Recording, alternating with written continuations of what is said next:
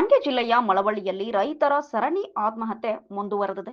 ಇದು ನಿಜಕ್ಕೂ ದುಃಖಕರವಾದ ಸಂಗತಿ. ನಿನ್ನೆಯಷ್ಟೇ ಅಂಚೆದೊಡ್ಡಿಯ ರೈತ ನಂಜೇಗೌಡರ ಆತ್ಮಹತ್ಯೆ ಬೆನ್ನಲ್ಲೇ ಈಗ ಅಂಕನಹಳ್ಳಿ ಗ್ರಾಮದ 55 ವರ್ಷದ ಮಹೇಶ್ ಎಂಬ ರೈತ ಕೂಡ ಸಾಲದ ಬಾಧೆ ತಾಳಲಾರದೆ ಜೀವವನ್ನ ಕಳೆದುಕೊಂಡಿದ್ದಾರೆ. ಮಹೇಶ್ ಅವರು 1 ಎಕರೆಗೂ ಹೆಚ್ಚು ಜಮೀನಲ್ಲಿ ವ್ಯವಸಾಯವನ್ನ ಮಾಡುತ್ತಿದ್ರು ಮತ್ತು ಬೋರ್ವೆಲ್ ಹಾಕಿಸಲು ಬ್ಯಾಂಕ್ ಆಫ್ ಬರೋಡಾದಲ್ಲಿ 9 ಲಕ್ಷ ರೂಪಾಯಿ ಮತ್ತು ಧರ್ಮಸ್ಥಳ ಸಂಘದಲ್ಲಿ 3 ಲಕ್ಷ ರೂಪಾಯಿ ಸೇರಿ ಒಟ್ಟು ದೊಡ್ಡ ಮೊತ್ತದ ಸಾಲವನ್ನ ಮಾಡಿಕೊಂಡಿದ್ರು. ಭತ್ತ ಮತ್ತು ಕಬ್ಬು ಬೆಳೆದಿದ್ರು ನಿರೀಕ್ಷೆಯಷ್ಟು ಫಸಲು ಬರದೆ ಮನನೊಂದು ವಿಷವನ್ನ ಸೇವಿಸಿದ್ದಾರೆ. ತಕ್ಷಣ ಅವರ ಮಗ ಮತ್ತು ಸ್ನೇಹಿತ ಆಸ್ಪತ್ರೆಗೆ ದಾಖಲಿಸಿದರು.